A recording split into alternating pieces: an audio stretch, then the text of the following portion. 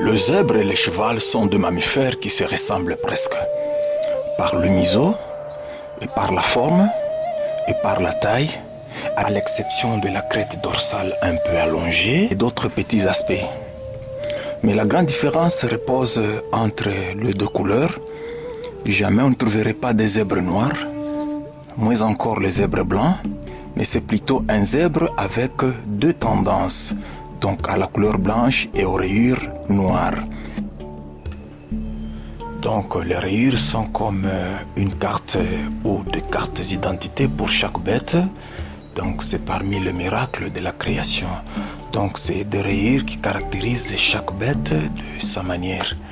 Et encore, les rayures les protègent des mouches tsetse ainsi que l'attroupement de certaines mouches. Les rayures régulent la température corporelle du zèbre. Les rayures les protègent également de la chaleur ardente. Les rayures créent le brouillage, donc empêchant l'atterrissage des mouches. Donc c'est parmi les merveilles de la création. Donc les rayures sont des caractéristiques importantes pour le zèbre, donc les signes qui le démarquent du cheval.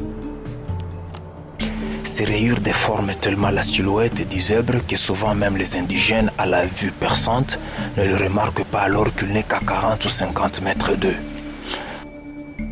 Donc le zèbre vit généralement en Afrique et des fois dans des pays où le climat fait tellement frais. Le zèbre est un animal sauvage qui est difficile d'apprivoiser. Les zèbres sont essentiellement herbivores. Ils étanchent leur soif régulièrement. Bibliquement parlant, le zèbre symbolise l'esprit d'obstination ainsi que de l'indépendance. L'obstination du zèbre est les fortes pulsions sexuelles de la femelle lorsqu'elle est en chaleur, servir à illustrer la conduite adultère indépendante de l'Israël rebelle. Lorsque nous lisons en Oshéa chapitre 8 verset 9 et Jérémie chapitre 2 verset 24.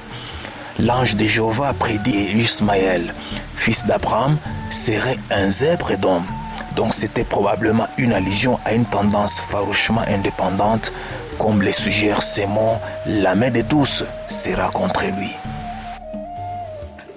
D'une manière artistique, les rayures représentent deux tendances réunies ensemble. Donc la locution amoureuse et romantique voudra échanger le noir contre le blanc, voudrait dire tout simplement quand deux qualités sont associées ensemble, le résultat c'est la production du zèbre. Donc d'une manière symbolique dans le couple ou dans la vie de couple, donc lorsque deux personnes se réunissent, chacun donne la couleur blanche et l'autre la couleur noire, nous produisons cette bête appelée le zèbre. Et aujourd'hui, nous allons assister à la transformation du cheval au zèbre.